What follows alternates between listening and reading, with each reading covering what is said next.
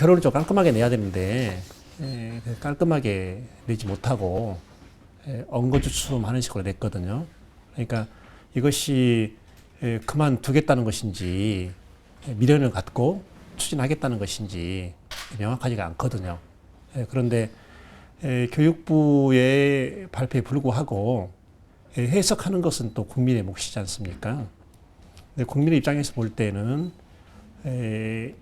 역사교과서 국정화는 식물 상태에 빠졌다. 이렇게 보는 것이 정확할 것 같아요. 그리고 현장 검토문에 대한 의견을 수렴했다고 하잖아요.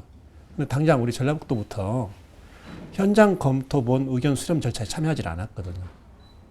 참여할 가치 자체를 느끼지 못한 거죠.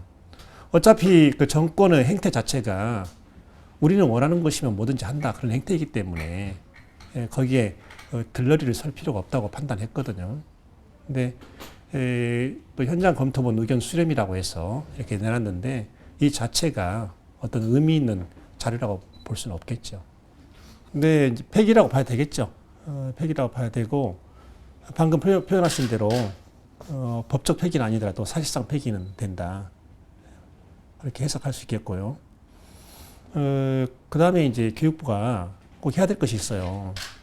도대체 어떤 의도를 가지고 누가 주도적으로 역사교과서 국정화 작업을 펼쳐왔냐. 거기에 대해서는 오늘 보도자료에도 한마디 언급이 없거든요.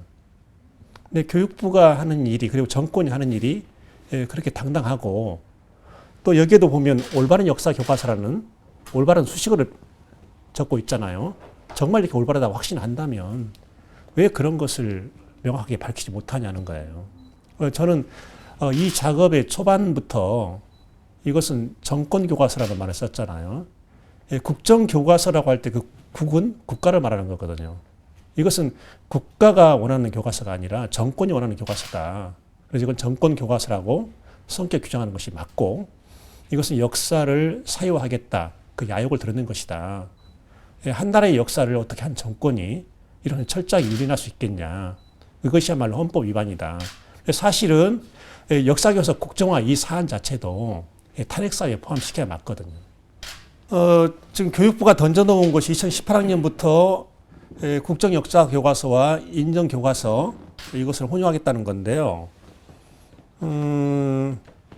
교육부가 뭘 의도할까요? 이렇게 현장에 혼란을 의도할까요? 그러나 현장은 굉장히 차분하게 대응할 겁니다. 아마 국정역사교과서를 사용하는 학교가 전국적으로 몇 개나 나올까? 저는 거의 없을 거라고 보거든요. 그래서 혈세를 엄청나게 많이 낭비하고 누구도 책임지는 사람은 없고 그리고 현장에서는 누구도 주목하지 않는 그런 종이조각이 날아가지 않겠냐 그런 생각을 합니다. 교육부 오늘 발표와 상관없이 역사교과서 국정화 금지법이 통과되면 그것은 더 이상 역사교과서 국정화를 못합니다. 그럼 국검정 혼용체제도 사실상 없어지는 그냥 검정? 네, 그렇습니다. 그렇습니다. 근데 모르겠어요. 지금 이제 헌법적 쟁점이 많이 남아 있는데 국회에서 국정화 금지법을 통과시켰을 때 그 법률안에 대해서 대통령 권한 등이 거부권을 행사할 수 있겠냐. 워낙 우리나라 이상한 나라이기 때문에 저는 별 상상을 다 하는 거예요. 근데 그것은 아마 거의 그 정권이 엄청난 위기를 초래할 거다. 그래서 일단 국회에서 통과를 시키면 그대로 존중되는 것으로 하는 것이 맞다 생각입니다. 지금 전북을 비롯해서 4개 시도교육청이 역사교과서 보조교재 편찬 작업을 하고 있잖아요. 그리고 거의 완성 단계에 다다랐습니다. 이미 밝힌 것처럼 국정역사교과서 폐기와 상관없이 4개 시도교육청에서는 역사교과서 보조교재 편찬 작업을 계속 할 것이고 그리고 이것은 학생들이 사용할 수 있도록 내놓을 겁니다. 그 전라북도에서 사용하는 학교가 일단 거의 없다고 봐야겠죠. 근데 이게 전라북도만 그러는 것이 아니고 전국적으로 그럴 겁니다. 그러면 수능시험 실용적 측면에 접근해 볼 때 수능시험 문제가 국정교과서에서 많이 나올까요? 아니면 전국적으로 사용하고 있는 검인정 교과서에 많이 나올까요? 저는 후자라고 보거든요.